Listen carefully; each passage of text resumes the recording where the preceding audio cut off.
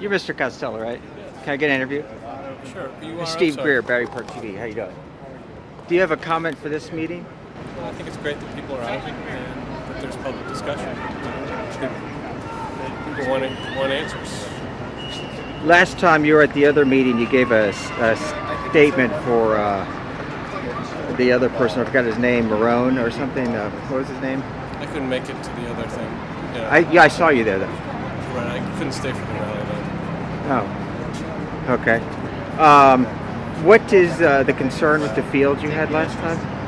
Well, hasn't Asphalt Green in the contract agreed to still allow the other sports field, Little League and downtown soccer, to still use the field? You seen this? Have you seen the contract? Yes. Okay. So it's not in the contract?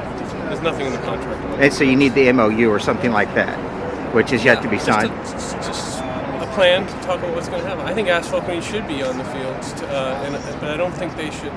I don't think the original idea was that a wonderful community use would drive another one away. We would add, we wouldn't subtract. And I think there's a roadmap to do that. That's what I'm trying to get at. Why do you think that would happen? Why do you think they would drive it away?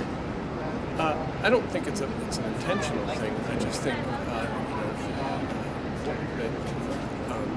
there's only so many fields, and it's happened again and again. And it's the natural drift of what happens. It's not anyone's bad intentions. That's why it's crazy that we don't have an agreement. Are you concerned that raising issues like changing the contract would cause more delays to the opening?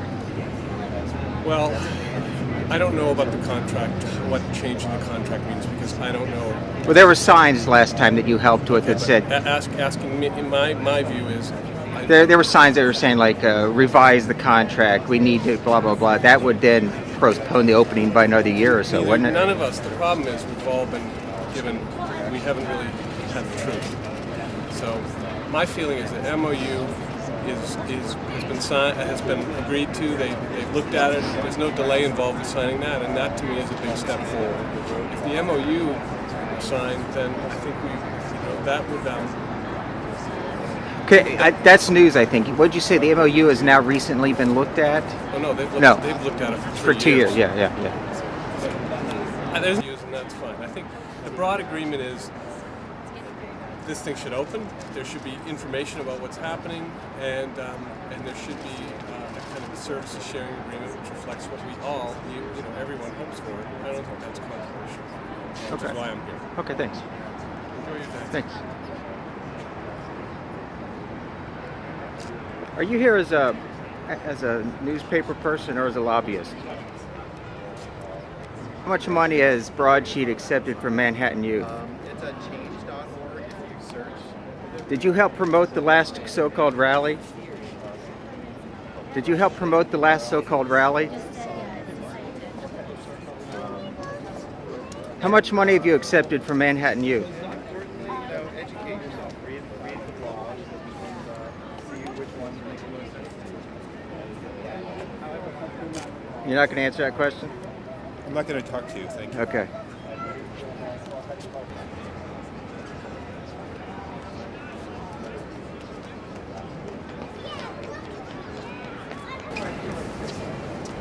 My name is James Clout.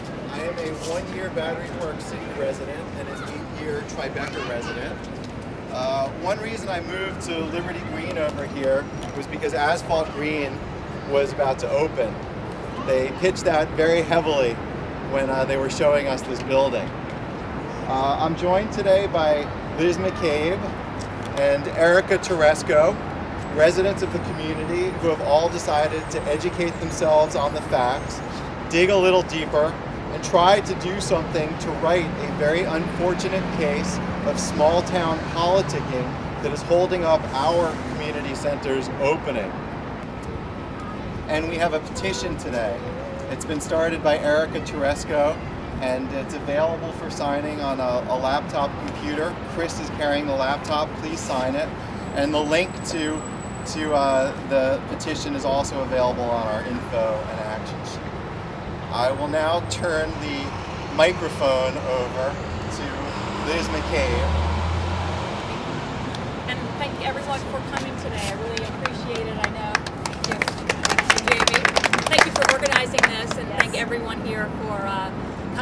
know it's not easy a Sunday morning at 10 a.m., but you know, we feel that it's really important. And just kind of my story, I'm a Battery Park City resident for 6 years. Prior to moving down here, I actually lived on the Upper East Side, so I've been familiar with Asphalt Green for problems and how much they add to the community. So when I found out that we were getting, I'm a fast talker, sorry. So when I found out that we were getting an Asphalt Green down here in Battery Park City, I was thrilled. I thought, oh my God, we're going to have a fantastic facility, great for the family, great for the kids, great for the community. And so I was eagerly awaiting signing up, becoming a member, etc., as everyone else has. Come springtime, we registered to become members, signed my son up for camp. We have a lot of friends on the Upper East Side, and also my pediatrician. They all send their kids to the Asphalt Green camp on the Upper East Side and have only raved about it. So signed up. You know, that didn't happen. The camp wasn't, you know, obviously the center didn't open down here. That it had really very little to do with the construction and more about small town kind of political situation, competition, etc.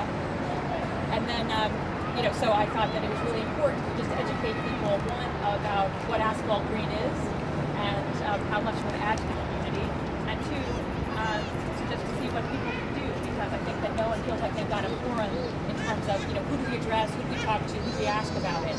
And there was been a great development with the new chairman of the board, Dennis Neal, who came on about 2 months ago and has transformed the situation, you know, basically 180. And Erica, who started the petition on Change.org, and has been involved with this as well. So thank you all for coming, and what I just wanted to say is, you know, thank you all for your support. When I started the petition this past spring, it was because, like many of you, I had signed up for Asphalt Green. We've been a member since last November, and you know, I have 2 beautiful children, and I wanted them to use the facility. I wanted our families to use the facility.